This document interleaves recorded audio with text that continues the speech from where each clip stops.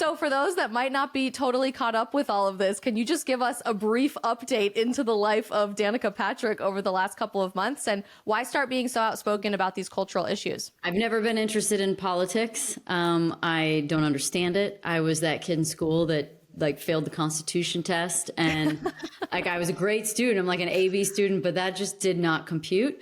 So I never was into it. And also being an athlete, I just didn't really feel like it was my place. I feel like as an athlete, it's always stay away from religion, stay away from politics. Yeah. And so it just kind of was never a realm that I dabbled in. And, well, it was last fall I interviewed RFK, Bobby Kennedy, and in Las Vegas at the F1 race, which was great. And then I went to AmFest in Phoenix, Arizona. I live in Scottsdale, which is put on by Charlie Kirk and Turning Point. And my sister flew out from Indiana for it.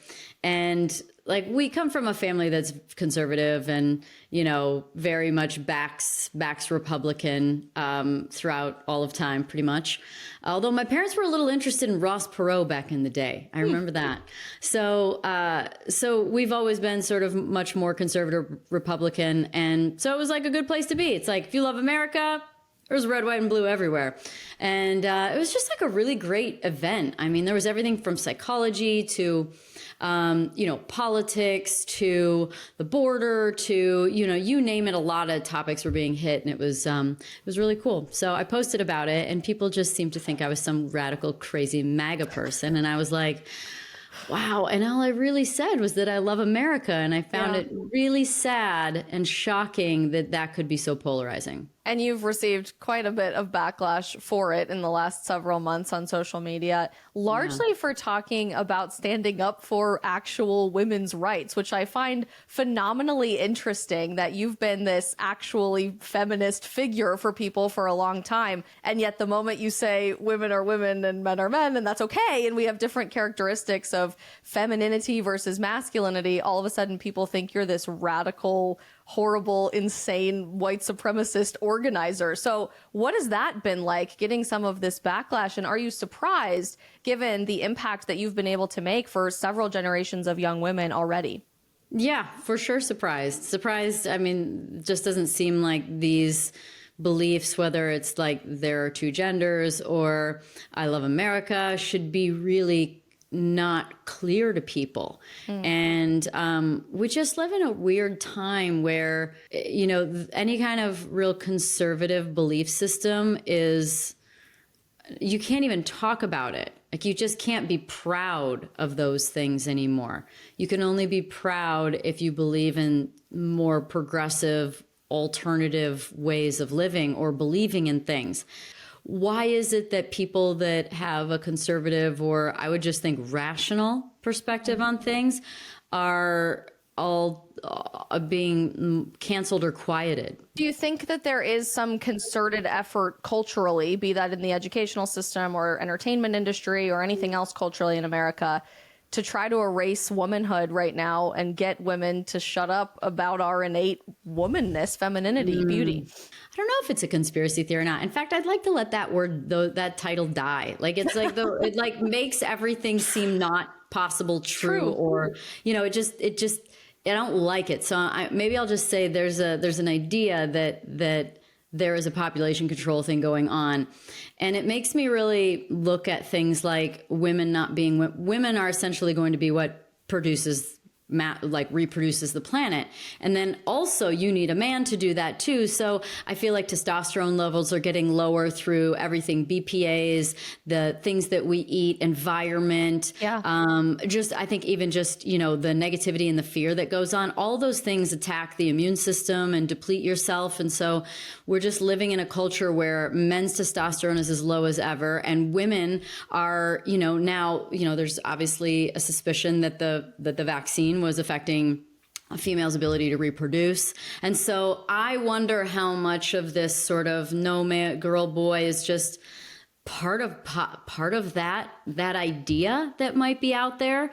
But also, I think, there's a lot of times where there's just like so many big swings that happen with new ideas. And it's like, I mean, you get the women's movement where you are in the workforce and you make money, and I'm like one of them, right? Like I'm a very successful woman. I don't necessarily need a man for the old, classic things in life. Yeah.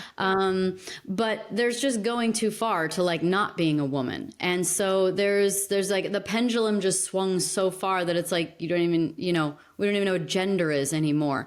And so the way it needs to settle is that we both need to start respecting each other. Like men and women need to honor what's different about each other, because there are definitely differences.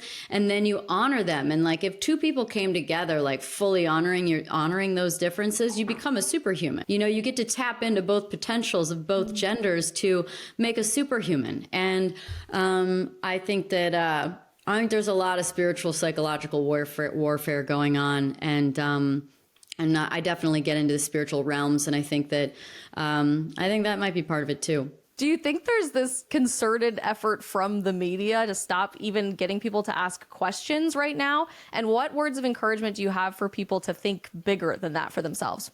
Yeah, I just interviewed Callie Means yesterday, and was it Callie Means or was it Rick Doblin? I think it was Callie just yesterday had mentioned that maybe it was Eisenhower or someone, a very past president that was on. It was like just before they outlawed psychedelics, because there was a quote, something about it's getting people to think for themselves too much. Like that's on quote somewhere. So I'm getting the details wrong because I can't remember all the words and everything said in the interview, but I'm getting the gist of it, which is just that, look, if somebody wants to be in control, you need to be the only one thinking for people.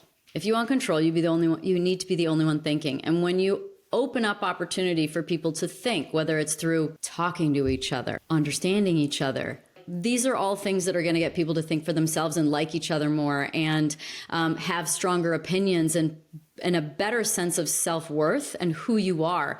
And you can't mess with that as much. You can't manipulate that as much. We have loved having you on the stream today. I know you have a quick out because you have a very busy day. But before you go, can you tell everybody where they can continue following you, all of your new racing journey, and the new commentary that you've been working on the last couple of months? Thank you. This is fun, really fun.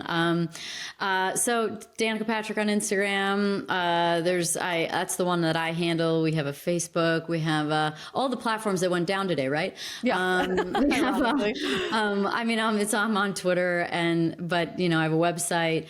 But I think that my Instagram is where I end up. That's the one that I use personally. And so anything coming up or anything that I'm doing, you can find there. I also make wine, so I make a in Napa Valley as well as a French rosé, and I vacation. Let's not leave that out. That's an important thing for my soul. It's important for everybody. May I join you on a vacation with a glass of wine soon? And we'll have to catch up off screen and have you back on the stream very, very soon. Thank you so much for joining us.